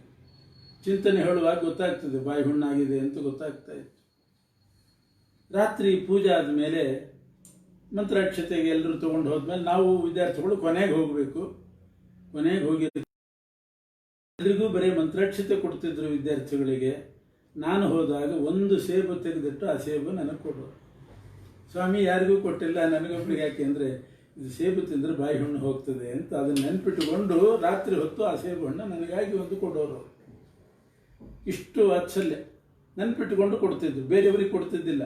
ಬಾಯಿ ಹುಣ್ಣಾಗಿದೆ, ಅದು ತಿನ್ನು ಹೋಗ್ತದೆ, ತಂಪಾಗ್ತದೆ ಅಂತ ಹಾಗೆ ಮಾಡ್ತಾಯಿದ್ರು. ಸುಧಾ ಪಾಠಕ್ಕೆ ಮುಂಚೆ ಚಂದ್ರಿಕಾ ಪಾಠಕ್ಕೆ ಹೋಗಿದ್ವಿ. ಅವ್ರ ಹತ್ರ ಪ್ರಾಮಾಣ್ಯವಾದ ಇವೆಲ್ಲ ಪಾಠ ಹೇಳ್ತಾ ಇದ್ರು. ಅದು ಸುಧಾ ಶುರುವಾಗೋದಕ್ಕೆ ಮುಂಚೆನೇ ಕೆಲವು ಸಲ ಅವ್ರ ಜೊತೆಗೆ ಯಾರೂ ಇದ್ದಿಲ್ಲ. ಹಿರಿಯ ವಿದ್ಯಾರ್ಥಿಗಳು, ಅವ್ರ ಸುಧಾ ವಿದ್ಯಾರ್ಥಿಗಳೆಲ್ಲ BA ಪರೀಕ್ಷೆಗಾಗಿ ಆ ಕಡೆ ಈ ಕಡೆ ಹೋಗಬೇಕಾಯ್ತು. ಆವಾಗ ಪಾರಾಯಣಕ್ಕೆಲ್ಲ ಬೇಕು ಅಂತ ನಮ್ಮನ್ನು ಕರ್ಕೊಂಡು ಹೋದರು. ನಾನೇ ಹೇಳ್ತೀನಿ ಇಲ್ಲಿ ಆಗುವ ಚಂದ್ರಿಕಾ ಅದೆಲ್ಲ ನಾನೇ ಹೇಳ್ತೀನಿ ಅಂತ ಚಂದ್ರಿಕಾ ಪ್ರಾಮಾಣ್ಯವಾದ ಎಲ್ಲ ಪಾಠ ಹೇಳ್ತಾ ಇತ್ತು. ಆವಾಗ ನನ್ನ ಪರಿಚಯ ಅವರಿಗೆ ಆದದ್ದು. ಆವಾಗ ಬಹಳ ಆಕ್ಷೇಪ ಮಾಡ್ತಿದ್ರು. ರಾಯಚೂರು ಆ ಕಡೆ ಎಲ್ಲ ಹೋದರೆ ಮನೆಗೆ ಹೋಗ್ಲಿಕ್ಕೂ ಕೂಡ ನಾನು ಅವ್ರ ಹತ್ರ ಅನುಮತಿ ಕೇಳ್ತಾ ಇದ್ದಿಲ್ಲ. ಪಾಠಕ್ಕೆ ಅಂತಿದ್ದೀವಿ, ಪಾಠ ಸ್ವಾಮಿಗಳು ತಾವಾಗಿ ವಿಷಯ ಎತ್ತಿದ್ರು. ಇಲ್ಲಿ ಊರಿಗೆ ಬಂದಿದ್ದೀವಿ, ನಿನ್ನ ಮನೆಗೆ ನೀನು ಹೋಗೋದಿಲ್ವಾ? ಮನೆಗೆ ಹೋಗೋದಿಲ್ವಾ? ಹೋಗಬೇಕು ತಾವು,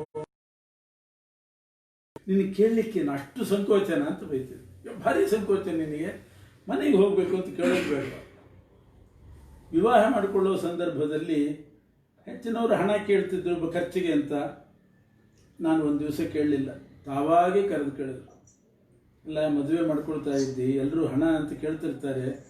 ನಮ್ಮ ಪರಿಸ್ಥಿತಿ ಅವ್ರಿಗೆ ಗೊತ್ತಿತ್ತು, ನಾವು ಯಾರ ವಂಶದವರು, ಕುಚೇಲನ ವಂಶದವರು ಎಲ್ಲ ಗೊತ್ತಿತ್ತು ಅವರಿಗೆ. ಆದರೂ ಕೂಡ ಕೇಳ್ತಿದ್ದಿಲ್ಲ ಅಂತ ಹೇಳಿ ಅವರಾಗೆ ಕರೆದು, ನಿನಗೆ ಬೇಕಾ, ಏನಾದರೂ ಬೇಕಾ, ಕೇಳ್ತಾ ಇಲ್ಲ, ನಿನ್ನ ಸ್ವಭಾವ ಬೇರೆ, ಸಂಕೋಚ ಸ್ವಭಾವ, ಯಾಚನೆ ಮಾಡೋದಿಲ್ಲ, ಕೇಳೋದಿಲ್ಲ, ಬಹಳ ಬಿಡೆ, ಏನು ಬೇಕು ಹೇಳು.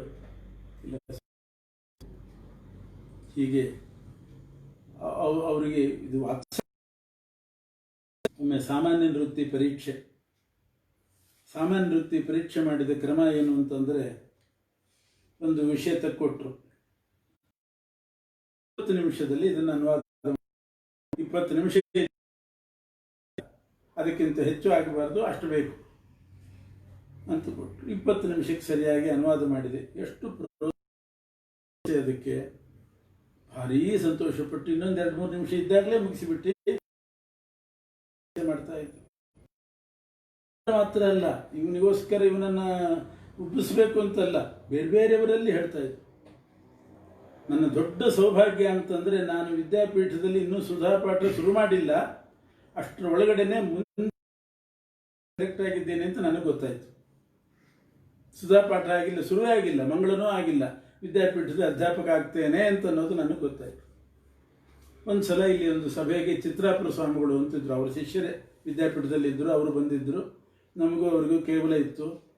ಹೀಗೆ ಭೇಟಿಯಾದಾಗ ಹೇಳಿದರು, ಏನು ನಿನ್ನನ್ನು ಸ್ವಾಮಿಗಳು ಅಧ್ಯಾಪಕ ಅಂತ ಮಾಡ್ತಾರಂತೆ, ಇಲ್ಲಿ ಮುಂದೆ ನೀನು ಇಲ್ಲಿ ಅಧ್ಯಾಪಕನಂತೆ ಅಂತ. ನಿಮ್ಗೆ ಹೇಗೆ ಗೊತ್ತಾಯ್ತು? ಸ್ವಾಮಿಗಳು ಹೇಳಿದರು ನನಗೆ ಅಂತ. ಇಷ್ಟು ಗಮನಿಸಿ ಅವರು ಆವಾಗಲೇ ತೀರ್ಮಾನ ಮಾಡಿ, ದೊಡ್ಡ ಭಾಗ್ಯ ಅಲ್ವೇ ಇದು. ಆದ್ದರಿಂದ ನಾನು ಆಮೇಲೆ ಅಧ್ಯಾಪಕನಾದೆ. ಗೌರ್ಮೆಂಟ್ ಕಾಲೇಜಿನಲ್ಲಿ 4 ಅಲಂಕಾರ ಪ್ರೊಫೆಸರ್ ಪೋಸ್ಟ್ ಇತ್ತು, ಅಸಿಸ್ಟೆಂಟ್ ಪ್ರೊಫೆಸರ್ ಪೋಸ್ಟ್ ಇತ್ತು ಗೌರ್ಮೆಂಟ್ ಕಾಲೇಜಿನಲ್ಲಿ. ನನ್ನನ್ನು ಮೊದಲು ಅವರು ಅಪಾಯಿಂಟ್ ಮಾಡಿದ್ದೆ ಅಲಂಕಾರ ಶಾಸ್ತ್ರದ ಪ್ರೊಫೆಸರ್ ಅಂತ, ಅಲ್ಲಿಗೆ ಅಪಾಯಿಂಟ್ ಮಾಡಿದ್ರು. ಭಾಳ ದೊಡ್ಡ ಕಾರಣ ತೋರಿಸಿದ್ರು.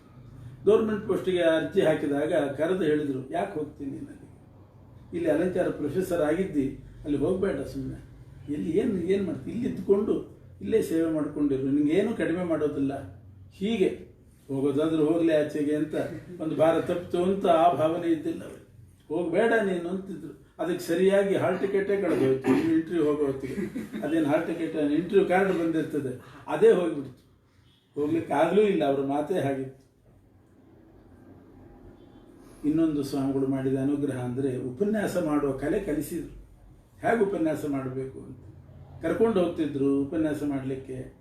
ಉಪನ್ಯಾಸ ಮಾಡುವಾಗ ಸುಮ್ಮನೆ ಕೂತ್ಕೊಂಡು ಕೇಳ್ತಿದ್ರು. ವ್ಯಾನ್ನಲ್ಲಿ ಅವ್ರ ಜೊತೆಗೆ ವಾಪಸ್ ಬರುವಾಗ ಹೇಳ್ತಿದ್ರು, ಹಿಂಗೆ ಹೇಳಬಾರ್ದು, ಹೀಗೆ ಹೇಳಬಾರ್ದು. 4 ವರ್ಣದ ವಿಷಯ ಒಂದು ಕಡೆ ಏನೋ ಬಂದಿತ್ತು, ಆಚಾರ್ಯ ಹೇಳಿದೆ ನಾನು, ತಾತ್ಪರ್ಯ ನಿರ್ಣಯದ್ದು. ಈಗಿನ ಕಾಲದಲ್ಲಿ ಈ ವರ್ಣದ ವಿಚಾರ ಎಲ್ಲ ಬಂದಾಗ ಆಚಾರ್ಯ ಹೇಳಿದರೂ ಕೂಡ ಅದನ್ನು ಹೇಳ್ತಕ್ಕದ್ದಲ್ಲ.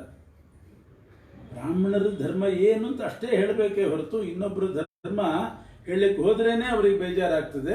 ಯಾರಿಗೂ ಹರ್ಟ್ ಆಗಬಾರ್ದು, ಯಾರಿಗೂ ಮನಸ್ಸಿಗೆ ನೋವಾಗಬಾರ್ದು, ಆ ರೀತಿ ಉಪನ್ಯಾಸ ಮಾಡಬೇಕು. ಆ ಉಪನ್ಯಾಸ ಜಾಸ್ತಿ ಶ್ಲೋಕಗಳನ್ನು ಹೇಳಬೇಡ ಉಪನ್ಯಾಸದಲ್ಲಿ. ಹೇಳಿತು ಅಂತಾದರೆ ಅವರಿಗೆ ಅರ್ಥ ಆಗ್ತಿರೋದಿಲ್ಲ, ಅವರಿಗೆ ಬೋರ್ ಬರ್ತದೆ. ಎಲ್ಲ ಉಪನ್ಯಾಸ ಮಾಡುವ ಕ್ರಮ ಇದೆಲ್ಲ ಕಲಿಸಿ ಧಾರ್ಮಿಕ ನಿಷ್ಠೆ ಅದನ್ನು ಬಹಳ ಅನುಭವಿಸಿದ್ವಿ. ದೇವರಲ್ಲಿ ಮೈಲಿಗೆ ವಿಚಾರ. ಒಂದು ಸಲ ಬಾಂಬೆಗೆ ಹೋಗಿದ್ವಿ ನಾವು. ಬಾಂಬೆಯಿಂದ ಬೆಳಗ್ಗೆ ವ್ಯಾನ್ ಹೊರಟಿತು, ಬಂದೇವರು ಹೊರಟರು, ಎಲ್ಲ ಹೊರಟರು. ನಾನು ಸ್ವಾಮಿಗಳು ಇಬ್ಬರಿದ್ದೇವೆ ಅಷ್ಟೆ. ಭಿಕ್ಷೆ ಮುಗೀತು, ಆಮೇಲೆಲ್ಲ ಹೊರಟರು. ಇನ್ನೊಂದು ಸ್ವಲ್ಪ ಸಾಯಂಕಾಲಕ್ಕೆ ಫ್ಲೈಟ್ ಇತ್ತು. ಅನೇಕಕ್ಕೆ ನೀರು ಕುಡಿಲಿಕ್ಕೆ ಬೇಕಾಗ್ತದೆ ಅಂತ ಒಂದು ಕರವಸ್ತ್ರ, ಒಂದು ಅನೇಕ ಪೆಟ್ಟಿಗೆ ಅದೆಲ್ಲ ಇಟ್ಟಿದ್ರು. ದೇವ್ರ ಪೆಟ್ಟಿಗೆ ಅಂತೂ ಜೊತೆಗೆ.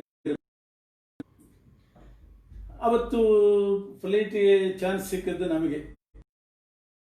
ಅಂದರೆ ಒಬ್ಬೊಬ್ಬರನ್ನ ಒಂದೊಂದು ಸಲ ವಿಮಾನದಲ್ಲಿ ಕರ್ಕೊಂಡು ಹೋಗ್ಬೇಕು. ಕಡಿಮೆ ವಿದ್ಯಾರ್ಥಿಗಳು ಇರ್ತಿದ್ರು. ನನಗೆ ಅವತ್ತು ಅವಕಾಶ. ಬಾಂಬೆ ಬೆಳಗಾವಿಗೆ ಬರ್ತದೆ, ಎಲ್ಲ ವ್ಯಾನಲ್ಲಿ ಹೋಗಿದ್ದಾರೆ. ನಾನು ಚೀಲ ಎಲ್ಲ ಪ್ಯಾಕ್ ಮಾಡಿದೆ. ಆ ಚೀಲ ಹಿಡ್ಕೊಂಡೆ, ದೇವ್ರ ಪೆಟ್ಟಿಗೆ ಹಿಡ್ಕೊಂಡು ವಿಮಾನದಲ್ಲಿ ಬಂದಾಯಿತು. ಸ್ವಾಮಿ ಆಗಿನ ಕಾಲದಲ್ಲಿ ದೂರ ನಿಲ್ತಿತ್ತು, ಅಲ್ಲಿಂದ ನಡ್ಕೊಂಡು ಬರ್ಬೇಕು. ಈಗಿನ ಹಾಗೆ ಬಸ್ ಗೀಸ್ ಬರ್ತದೆ, ಏರ್ಪೋರ್ಟ್ನಲ್ಲಿ ಬಸ್ ಬರ್ತದೆ, ಈಗ ಅದು ಇದ್ದಿಲ್ಲ. ಅಲ್ಲಿಂದ ಮತ್ತು ದೇವ್ರ ಪೆಟ್ಟಿಗೆ, ಅದು ಭಾರ, ಚೀಲ ಭಾರ, ಬೆಳ್ಳಿ ತಂಬಿಗೆ ಎಲ್ಲ ಇತ್ತು. ಹಿಡ್ಕೊಂಡು ಬರುವಾಗ ಚೀಲದ ಹಿಡಿ ಕಟ್ಟಾಯಿತು. ಒಂದು ಹಿಡಿ ತುಂಡಾಯಿತು. ತುಂಡಾದ ಅಷ್ಟೇ ಆಯಿತು, ಕೈಯಿಂದ ಸ್ವಲ್ಪ ಕೆಳಗೆ ಬಿತ್ತು. ದೇವ್ರ ಪೆಟ್ಟಿಗೆ ಸುಮ್ಮನೆ ಭೂಮಿಗೆ ಟಚ್ ಆಯಿತು ಅಷ್ಟೇ, ಅಥವಾ ನನ್ನ ಕೈ ಟಚ್ ಆಗಿರಬೇಕು. ಹಿಂಗೆ ಸ್ವಾಮಿಗಳಿಗೆ ಬಹಳ ದೇವ್ರ ಪೆಟ್ಟಿಗೆ ಯಾರ್ಯಾರೋ ಓಡಾಡಿರ್ತಾರೆ, ಅದು ಸಪ್ತಾವರಕ ಎಲ್ಲ ಆಗಿರ್ತದೆ ದೇವರಿಗೆ. ಅಲ್ಲಿ ಟಚ್ ಆಯ್ತಲ್ಲ, ಅಲ್ಲಿಂದ ಅವರ ಇದೇ ಛಾಯೆನೇ ಬದಲಾಗಿ ಹೋಯಿತು. ಅಲ್ಲಿಂದ ಒಂದು ಕಾರ್ ಮಾಡಿಕೊಂಡು ಉಡುಪಿಗೆ ಬರಬೇಕು. ಕಾರ್ನಲ್ಲಿ ಬರ್ತಾ ಇದ್ದೇವೆ. ಹಿಂದ್ಗಡೆ ದೇವ್ರ ಪೆಟ್ಟಿಗೆ ಇಟ್ಟಿತ್ತು. ಪದೇ ಪದೇ ಅದನ್ನು ಮುಟ್ಟಿ ನೋಡ್ತಿದ್ದೆ ಅಂತನೋ ಹಾಗೆ ಪೆಟ್ಟಿಗೆ ಮುಟ್ಟೋದು ನೋಡು. ಏನು ಸ್ವಾಮಿ ಏನು ಮಾಡ್ತಿದ್ದೆ? ಅಲ್ಲ ದೇವರಿಗೆ ಏನಾಯ್ತು ಏನೋ, ದೇವರಿಗೆ ಏನಾಗ್ತದೆ ಅಲ್ಲ ಪ್ರತಿಮೆಗೆ ಏನಾಯ್ತು ಬರೋ ತನಕನೂ ಹಾಗೆ. ಸರಿ ಆ ಉಡುಪಿಗೆ ಬಂದರು. ಮರು ದಿವಸ ಬೆಳಗಾಗಿ ಎದ್ದ ಮೇಲೆ ಆ ಪೆಟ್ಟಿಗೆ ತೊಗೊಂಡು ಹೋಗಿ ಸರೋವರದಲ್ಲಿ ಎಲ್ಲ ಪ್ರತಿಮೆ ಮುಳುಗಿಸಿದ್ವಿ. ಮತ್ತೆ ಹೇಳಿದ್ರು ಈಗ ಸಮಾಧಾನ ಆಯ್ತು ನನಗೆ, ಯಾಕೆ ಅಲ್ಲೆಲ್ಲ ನೆಲದ ಮೇಲೆ ಇಟ್ಟಿತ್ತು, ಈಗ ಸಮಾಧಾನ ಆಯಿತು ಅಂತ ಹೇಳಿ. ಅಷ್ಟು ಮಡಿ, ದೇವರ ಬಗ್ಗೆ ಬಹಳ ಶ್ರದ್ಧೆ, ಪ್ರತಿನಿತ್ಯವೂ ಕೂಡ ಅವಗಾಹನ ಸ್ನಾನ. ಕೊನೆಗೆ ಅದು ಆಗಲಿಲ್ಲ ಅಂತೂ ಹುಡುಕಿ ಹೋದರೆ ಇಳಿಯೋ ಹುಡುಕಿ ಹೋಗಿ ಕೊನೆಗೆ ಎಷ್ಟು ದೂರ ಇದ್ದರೂ ಕಾಲುವೆಗಾದರೂ ಹೋಗಿ ಮುಳುಗಿ ಸ್ನಾನ ಮಾಡೋ ನಿಯಮ ಸ್ನಾನ ಮಾಡಿದ್ದಾರೆ. ಎಷ್ಟೋ ವರ್ಷದ ತನಕ ಮಾಡಿದ್ದಾರೆ. ಇನ್ನೊಂದು ಅವರಲ್ಲಿ ನಾವು ಕಂಡದ್ದು, ಕಾರ್ನಲ್ಲಿ ಪ್ರಯಾಣ ಮಾಡುವಾಗ ಪಾರಾಯಣ, ಅದು ಎಷ್ಟು ಸಲ ಮಾಡಿದಾರೋ ಏನೋ ಬಾಯ್ಪಟ್ಟ ಬರೋ ಅಷ್ಟು ಸುಂದರಕಾಂಡ ನಿರಂತರ ಪಾರಾಯಣ. ಏನಾದರೂ ಸಮಸ್ಯೆ ಬಂದರೂ ಸುಂದರಕಾಂಡ ಪಾರಾಯಣ, ಇಲ್ಲದಿದ್ದರೂ ಸುಂದರಕಾಂಡ ಪಾರಾಯಣ. ಅದರ ಬಲದಿಂದ ಇಷ್ಟೆಲ್ಲ ಸಂಸ್ಥೆ ಕಟ್ಟಿ ನಡೆಸಿ ಮಾಡಿದವರು. ಅವರ ಪಾಂಡಿತ್ಯದ ಬಗ್ಗೆ ಹೇಳಬೇಕು. ಒಂದು ಸಲ ಉಡುಪಿಯಲ್ಲಿ ಒಂದು ವಾಕ್ಯಾರ್ಥ ಸಭೆ ನಡೀತು. ಸೋಮ್ಯಾಜಿಗಳು ಅಂತ ಒಬ್ಬರು ಬಂದಿದ್ದರು. ವಾಚಾರಂಭಣಂ ವಿಕಾರೋ ನಾಮಧೇಯ, ಆ ಶ್ರುತ್ಯರ್ಥದ ಮೇಲೆ ವಾಕ್ಯಾರ್ಥ. ಯಾರು ಮೊದಲು ಎಲ್ಲರೂ ಮಾತಾಡೋರು, ಕೊನೆಗೆ ಸ್ವಾಮಿಗಳು, ಬೇಜಾರು ಸ್ವಾಮಿಗಳು, ಸೋಮ್ಯಾಜಿಗಳು ಇಬ್ಬರದ್ದೇ ವಾಕ್ಯಾರ್ಥ. ಅವ್ರು ಹೇಳಬೇಕು, ಇವ್ರು ಹೇಳಬೇಕು, ಅವ್ರು ಹೇಳಬೇಕು. ಭಾಳ ಚೆನ್ನಾಗಿತ್ತು. ಹೀಗೆ ಸುಮಾರು ಹೊತ್ತು ನಡೀತು. ಕೊನೆಗೆ ಬಹಳ ಹೊತ್ತು ನಡೀತು. ಕೊನೆಗೆ ಸ್ವಾಮಿಗಳು ಒಂದು ಪೂರ್ವಪಕ್ಷ ಮಾಡಿದರು. ಸೋಮ್ಯಾಜಿಗಳು ಹೀಗೆ ತಲೆ ಕೆಳಗೆ ಹಾಕಿ ಕೂತವ್ರ ಮುಖ ಎತ್ತಲೇ ಇಲ್ಲ, ಸುಮ್ಮನೆ ಕೂತರು. ಏನು ಹೇಳಿ ಅಂತ ಇವ್ರು ಕೇಳಲಿಲ್ಲ. ಬಹಳ ಸೂಕ್ಷ್ಮ ಅದರಲ್ಲೆಲ್ಲ. ಸ್ವಲ್ಪ ಹೊತ್ತು ನೋಡಿದ್ರು, ಅವರು ಸುಮ್ಮನೆ ಮುಖ ಕೆಳಗೆ ಹಾಕಿ ಕೂತದ್ದು ನೋಡಿ ನಿರುತ್ತರರಾಗಿದ್ದಾರೆ ಅಂತ ಗೊತ್ತಾಯಿತು. ಕೂಡಲೇ ನಿರೂಪಕರನ್ನು ಕರೆದು ಮುಂದಿನ ಕಾರ್ಯಕ್ರಮ ಅನೌನ್ಸ್ ಮಾಡು ಅಂದ್ಬಿಟ್ಟು. ಅಲ್ಲಿಗೆ ಗೊತ್ತಾಯ್ತು ಎಲ್ರಿಗೂ ಕೂಡ ಏನಾಗಿದೆ ಅಂತ. ಆಮೇಲೆ ಈಚೆ ಬಂದರು. ಬಂದ ಮೇಲೆ ಅದು ಮಧ್ವರಾದ್ಧಾಂತ ಸಭೆ, ಭಂಡಾರಿಗೆ ವಿದ್ಯಾಮಾನ್ಯತೆ ಅಂತ ಸಭೆ ಅದು. ಆ ಸಭೆಗೆ ಖರ್ಚಿರ್ತದಲ್ಲ ಅಂತ ಇವರು ಒಂದಿಷ್ಟು ಕಾಣಿಕೆ ಕೊಡುವವರು. ಬೇಜಾರು ಸ್ವಾಮಿ ಒಂದಿಷ್ಟು ತೊಗೊಂಡು ಹೋಗಿ ಅವರಿಗೇನೋ ಒಂದಿಷ್ಟು ದುಡ್ಡು, ಇದು ಸಭೆಗೆ ಕಾಣಿಕೆ, ನನ್ನ ಕಾಣಿಕೆ ಅಂತ ಕೊಟ್ರಂತೆ. ಅದಷ್ಟು ಸ್ವಾಮಿಗಳು ವಾಪಸ್ ಕೊಟ್ಟು, ಇವತ್ತು ನಿಮ್ಮ ಕಾಣಿಕೆ ಬೆಳಿಗ್ಗೆ ಆಯಿತು ನನಗೆ ಅಂದ್ರಂತೆ. ಬೆಳಿಗ್ಗೆ ಕೊಟ್ರಲ್ಲ, ದೊಡ್ಡ ಏನು ಕೊಟ್ಟಿದ್ದೀನಿ, ಸೋಮ್ಯಾಜಿಗಳನ್ನು ನಿರುತ್ತರನಾಗಿ ಮಾಡಿದಿರಿ, ಅದೇ ದೊಡ್ಡ ಕಾಣಿಕೆ, ಇದು ಬೇಡ ಅಂತ. ಅಷ್ಟು ಗುರುಗಳ ಮೆಚ್ಚುಗೆಗೆ, ಪ್ರಶಂಸೆಗೆ ಪಾತ್ರರಾದವರು. ಅಂಥ ಪಾಂಡಿತ್ಯ ಇತ್ತು. ಆ ರೀತಿ ಬಹಳ ಚೆನ್ನಾಗಿ ವಾಕ್ಯಾರ್ಥ.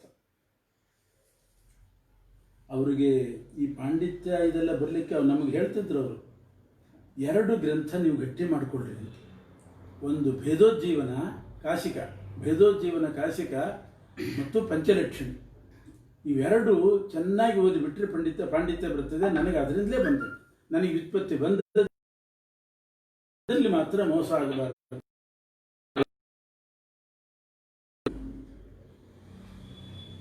ಒಂದು ಬಹಳ ವಿನೋದ ವಾಕ್ಯಾರ್ಥ ಮಾಡಿದ್ರು. ವಿದ್ಯಾಪೀಠ ಸೆಮಿನಾರ್, ಕಲ್ಕತ್ತಾ, ಬೇರೆ ಬೇರೆ ಬಂಗಾಳದವರು, ಅವರು ಬಂಗಾಳದಲ್ಲಿ ಅವರೆಲ್ಲ ಬಂದಿದ್ದಾರೆ. ಒಂದು ಕೊನೆಗೆ ಸ್ವಾಮಿಗಳು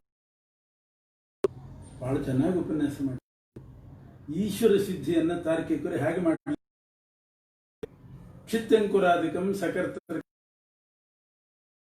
ಇಡೀ ಅದನ್ನು ಪಕ್ಷ ಮಾಡಿ, ಕ್ಷಿತ್ಯಂಕುರಾದಿಗಳನ್ನು ಪಕ್ಷ ಮಾಡಿ, ಇದು ಸಕರ್ತೃಕಂ ಅಂತ ಸಾಧನೆ ಮಾಡಿ, ಕೊನೆ ಕರ್ತ ಯಾರು ಅಂದರೆ ಒಪ್ಪಬೇಕು ಅಂತ ಸಾಧನೆ ಮಾಡಲಿಕ್ಕೆ ಹೋದರು. ಅದ್ರ ಮೇಲೆ ದಿನಕರಿಯ, ಅದ್ರ ಮೇಲೆ ಅನೇಕ ದೋಷಗಳು ಬಂತು ಅಂತ ಬದಲಾಯಿಸ್ತಾ ಕೊನೆಗೆ ಪಕ್ಷ ಮಾಡಿದ್ದು ಯಾವುದು ಅಂದರೆ ಖಂಡಘಟವನ್ನು ಪಕ್ಷ ಮಾಡಿದ್ರು. ಖಂಡಘಟವನ್ನು ಪಕ್ಷ ಮಾಡಿ ಅದರಿಂದ ಅದು ಸಕರ್ತೃಕ ಅಂತ ಹೇಳಿ ಈಶ್ವರನನ್ನು ಸಾಧನೆ ಮಾಡ್ತಾರವರು. ಇದನ್ನು ಗಮನಿಸಿ ಯಾವಾಗ ಇಟ್ಟುಕೊಂಡಿದ್ರು ಏನೋ ಆ ನೈಯಾಯಿಕರ ಸಭೆಯಲ್ಲಿ ಈದೃಶೀ ಸಮಸ್ತ ಜಗಜ್ಜನ್ಮಾಧಿಕಾರಣಸ್ಯ ಭಗವತಃ ಸಿದ್ಧಾರ್ಥಂ ಖಂಡಘಟಂ ಪಕ್ಷೀಕೃತ್ಯ ಸಕರ್ತೃಕತ್ವ ಸಾಧನ ಪ್ರಸಂಗ ಆಯಾತಃ ಅಂತ ಇಡೀ ಜಗನ್ನಿರ್ಮಾಣ ಮಾಡಿದ ಪರಮಾತ್ಮನನ್ನು ಸಾಧನೆ ಮಾಡಲಿಕ್ಕೆ ಖಂಡಘಟ್ಟವನ್ನು ಪಕ್ಷ ಮಾಡಿ ಅದರ ನಿರ್ಮಾತನಾಗಿದ್ದಾನೆ ಅಂತ ಈಶ್ವರನನ್ನು ಸಾಧನೆ ಮಾಡಬೇಕಾಯ್ತಲ್ಲ. ಇದು ತಾರ್ಕಿಕರ ಗೋಳು ಅಂತ ಬಹಳ ಚಮತ್ಕಾರದ ಉಪನ್ಯಾಸ. ಎಲ್ಲರೂ ದಂಗು ಹೊಡೆದು ಹೋದ್ರು. ಕವಿತೆ ವಿದ್ಯಾಮಾನ್ಯ ತೀರ್ಥರ ಮೇಲೆ ಬಹಳ ಒಳ್ಳೆಯ ಶ್ಲೋಕ ಮಾಡಿದ್ದಾರೆ. ಅವರ ಗುರುಗಳಾದ ವಿದ್ಯಾಮಾನ್ಯ ತೀರ್ಥರು. ನಾವು ಆವಾಗ ವಿದ್ಯಾಮಾನ್ಯ ತೀರ್ಥರು ವೃಂದಾವನಸ್ಥರಾದರು ಅಂತ ಗೊತ್ತಾಯಿತು. ಕೂಡಲೇ ಹೋದ್ವಿ. ಏನೂ ಸಣ್ಣ ಹುಡುಗರು ಬಂದಿದ್ದಾರೆ ಶಿಷ್ಯರು ಅಂತಿಲ್ಲ. ಅವರ ಅವಸಾನ ಕಾಲ ಹೇಗಾಯಿತು ಹೇಳಿದ ಹಾಗೆ ವಿವರಿಸಿ, ಪಾಠದಲ್ಲೂ ಅಷ್ಟೇ ಅವರ ಹಿಂದಿನ ಘಟನೆಗಳನ್ನೆಲ್ಲ ಬಹಳ ಆತ್ಮೀಯ ಸ್ನೇಹಿತರಿಗೆ ಹೇಳೋ ಹಾಗೆ ಹೇಳ್ತಿದ್ರು ನಮಗೆಲ್ಲ. ತಾವು ಹಿಂದೆ ಹೇಗೆ ನಡ್ಕೊಂಡು ಬಂತು, ತಮ್ಮ ಜೀವನ ಹೇಗೆ ನಡೀತು, ಎಲ್ಲ ಕಥೆಗಳನ್ನು ಹೇಳೋರು. ಬಾರ್ಕೂರ್ನಲ್ಲಿ ತಾವಿದ್ದದ್ದು ಅವಾಗಲೂ ಹೇಳ್ತಿದ್ರು. ಬಾರ್ಕೂರ್ನಲ್ಲಿ ವಿದ್ಯಾಮಾನ್ಯ ತೀರ್ಥರತ್ತ ಅಧ್ಯಯನಕ್ಕೆ ಅಂತ ಹೋದಾಗ ಭಾಳ ಸಣ್ಣ ಹುಡುಗರಾಗಿದ್ದಾಗ ಆಗಲೇ ಅಲ್ಲಿ ಹರಿಜನರು, ಕೆಲಸಗಾರರು, ಕಾರ್ಮಿಕರು ಅವ್ರ ಮೇಲೆ ಪ್ರೀತಿ. ಕ್ಷಂ ಸದೈವ ವಿದ್ಯಾ ತಪಸ್ಸಿಂಧು ಮುದಾರ ವಿದ್ಯಾ ಮಾನ್ಯಂ ಗುರುಣಾಂ ಗುರುಮಾನಮಾಮಿ. ಇದು ಅವ್ರು ಮಾಡಿದ ಶ್ಲೋಕ. ಬಹಳ ಒಳ್ಳೆ ಛಂದಸ್ಸಿನಿಂದ ದೊಡ್ಡ ದೊಡ್ಡ ಶ್ಲೋಕಗಳನ್ನು ಮಾಡ್ತಾ ಇದ್ರು. ನಮಗೆ ಪೂರ್ವಾಶ್ರಮದಲ್ಲಿ ವಿವಾಹ ಆಗಿ 6 ವರ್ಷಗಳಾದರೂ ಕೂಡ ವಿವಾಹದ ಫಲ ಸಿಗಲಿಲ್ಲ. ಏನು ವಿವಾಹದ ಫಲ? ಪ್ರಜಾಯೈ ಗೃಹಮೇಧಿನ ಅಂತ ಕಾಳಿದಾಸ ಹೇಳ್ತಾನೆ. ಪ್ರಜಾಯೈ ಗೃಹಮೇಧಿನ, ಗೃಹಮೇಧಿಗಳಾದ್ವಿ, ಆದರೆ ಪ್ರಜೋತ್ಪತ್ತಿ ಆಗಲಿಲ್ಲ. ಸ್ವಾಮಿಗಳಿಗೆ ಬಹಳ ಕಳಕಳಿ ನಮಗಿಂತ. ಇವರಿಗೆ ಪ್ರಜೋತ್ಪತ್ತಿ ಆಗಿಲ್ಲ. ಒಂದು ಕೃಷ್ಣಾಷ್ಟಮಿ ದಿವಸ ಮನೆಗೆ ಬಂದರು. ಈಗಲೂ ಸನ್ಯಾಸ ಆದಮೇಲೂ ಅನೇಕ ಬಾರಿ ಇಲ್ಲಿಗೆ ಬರ್ತಾ ಇದ್ರು. ನಾವಿದ್ದಲ್ಲಿಗೆ ನಮ್ಮ ಬಿಡಾರಕ್ಕೆ ಬರ್ತಾ ಇದ್ರು. ಸ್ವಾಮಿ ಫೋನ್ ಮಾಡಿರಿ, ದೂರವಾಣಿ ಮೂಲಕ ಹೇಳ್ರಿ ಅಥವಾ ಕರೆಸ್ರಿ ಅಂದ್ರೆ ಇಲ್ಲ, ಅವರಾಗೆ ಬರ್ತಿದ್ರು. ಕಾರ್ ತಗೊಂಡು ಬಂದು ಅಲ್ಲಿಗೆ ಇಲ್ಲಿ ಬರಬೇಕು ಅಂತೆಲ್ಲ ಹೇಳಲಿಕ್ಕೆಲ್ಲ ಇದು ಮಾಡ್ತಿದ್ರು. ಅಂಥ ಬಹಳ ಸರಳತೆ. ಮನೆಗೆ ಬಂದರು. ನನಗೆ ಪುತ್ರೋತ್ಸವ ಆಗಬೇಕು ಅಂತ ಕೃಷ್ಣಾಷ್ಟಮಿ ದಿವಸ ಹೇಳೋದು. ಸ್ವಾಮಿ ಕೃಷ್ಣಾಷ್ಟಮಿ ಹೇಳಿದ್ದೀರಿ, ನಿಮ್ಮ ಬಾಯಿ ಪುಣ್ಯದಿಂದ ಆಗಲಿ ಅಂದರೆ 1 ವರ್ಷದಲ್ಲಿ ಆಗಬೇಕು. ತಾವಾಗಿ ಬಂದು ಹೇಳಿ ಹೋದರು. ಅಷ್ಟು ವಾಕ್ಸಿದ್ಧಿ ಅವರಿಗೆ. ಸ್ವಾಮಿ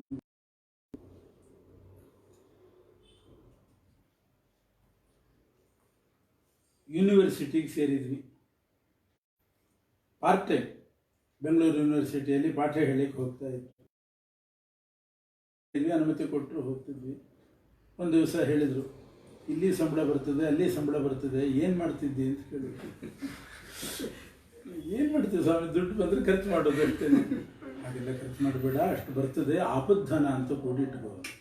ಆಪದ್ಧನ ಅಂತ ಬೇಕು, ಹಾಗೆಲ್ಲ ಹುಚ್ಚಾಪಟ್ಟೆ ಖರ್ಚು ಮಾಡ್ಕೊಳ್ಳೋದಲ್ಲ, ಮುಂದೆ ಯಾವುದಕ್ಕಾದರೂ ಬೇಕಾಗ್ತದೆ. ಹಾಗೆ ಮಾತ್ರ ಮಾಡ್ಕೊಂಡು ಇಂಥ ಸಲಹೆಗಳನ್ನು ಬಹಳ ಕೊಡು. ಅಲ್ಲಿ ಆಪದ್ಧನ ಇಲ್ದಿದ್ರೆ ಇನ್ನೊಬ್ರಿಗೆ ಕೈ ಒಡ್ಡಬೇಕಾಗ್ತದೆ.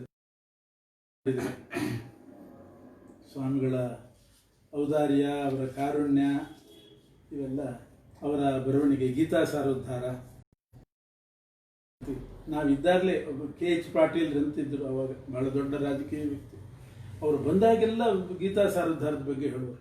ಸ್ವಾಮಿ ನಾನು ಮತ್ತೊಂದು ಸಲ ಓದಿದೆ, ಎಷ್ಟು ಸಲ ಓದಿದ್ದೇನೆ ಅಂತ ಲೆಕ್ಕ ಇಲ್ಲ, 8 ಸಲ ಓದಿದ್ದೇನೆ ಅಂತ ಹೇಳ್ತಾ ಇದ್ದರು. ಅಂಥ ಕೃತಿಯನ್ನು ರಚನೆ ಮಾಡಿದ್ದು. ಇವೆಲ್ಲ ನಮಗೆ ಅನುಭವಕ್ಕೆ ಬಂದಿರತಕ್ಕಂಥ ವಿಷಯಗಳು. ಆ ಗುರುಗಳ ಸ್ಮರಣೆ ಅದು ನಮಗೆ ವಿಶೇಷವಾಗಿ ಸ್ಫೂರ್ತಿದಾಯಕ. ಅದೇ ನಮ್ಮ ಔನ್ನತ್ಯಕ್ಕೆ, ನಮ್ಮ ಕ್ಷೇಮ, ಸ್ಥೈರ್ಯ, ವಿಜಯ, ವೀರ್ಯ, ಆರೋಗ್ಯಕ್ಕೆ ಎಲ್ಲದಕ್ಕೂ ಕೂಡ ಅವರ ಸ್ಮರಣೆ ಒಂದೇ ಸಾಲದೆ ಅಂತ ಅವರ ಸ್ಮರಣೆ ಬಹಳ ಮುಖ್ಯವಾದ್ದು. ಈ ಕಾರ್ಯಕ್ರಮ ಆಯೋಜಿಸಿದಂಥ ನಿಮ್ಮನ್ನೆಲ್ಲ ವಿಶೇಷವಾಗಿ ಅಭಿನಂದಿಸಿ 4 ಮಾತುಗಳನ್ನು ಮುಕ್ತಾಯ ಮಾಡ್ತಾ ಇದ್ದೀನಿ.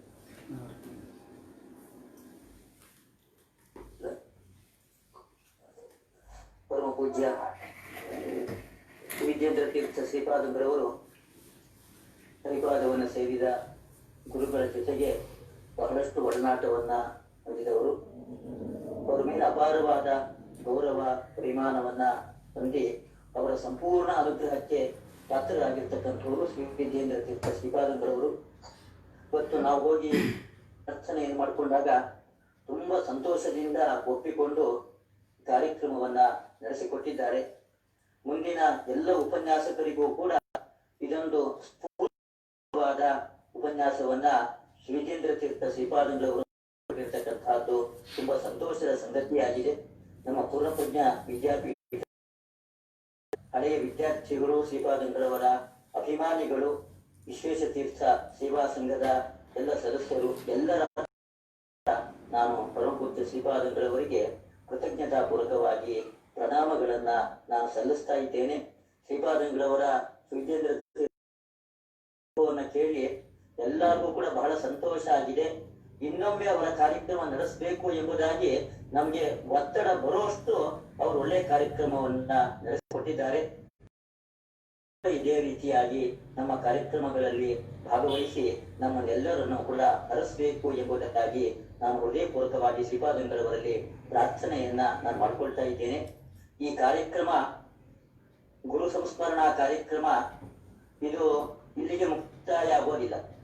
ಇದು ಡಿಸೆಂಬರ್ ತಿಂಗಳಲ್ಲಿ ಶ್ರೀಪಾದಂಗಳವರ ಆರಾಧನೆ ನಡೆಯೋ ತನಕ ಪ್ರತಿನಿತ್ಯ 7ರಿಂದ 8 ಈ ಕಾರ್ಯಕ್ರಮ ನಡೆಯತಕ್ಕಂಥದ್ದು. ನಾವು ಇವಾಗಲೇ ಅನೇಕ ಪೀಠಾಧಿಪತಿಗಳಲ್ಲಿ ಪ್ರಾರ್ಥನೆಯನ್ನ ನಾವು ಮಾಡ್ಕೊಂಡಿದ್ದೀವಿ. ಸಮಾಜದ ಅನೇಕ ಮಂದಿ ಗಣ್ಯ ವ್ಯಕ್ತಿಗಳು, ವಿದ್ಯಾಪೀಠದ ಎಲ್ಲ ವಿದ್ವಾಂಸರುಗಳು ಎಲ್ಲರಲ್ಲೂ ಕೂಡ ಈ ಪ್ರಾರ್ಥನೆಯನ್ನ ನಾವು ಮಾಡ್ಕೊಳ್ತಾ ಇದ್ದೀವಿ. ಎಲ್ಲರೂ ಕೂಡ ಈ ಕಾರ್ಯಕ್ರಮದಲ್ಲಿ ಭಾಗವಹಿಸಿ ಶ್ರೀಪಾದಂಗಳವರ ಅನುಗ್ರಹಕ್ಕೆ ಎಲ್ಲರೂ ಕೂಡ ಪಾತ್ರರಾಗಬೇಕು ಎಂಬುದಾಗಿ ನಾವು ತಿಳ್ಕೊಂಡಿದ್ದೇವೆ.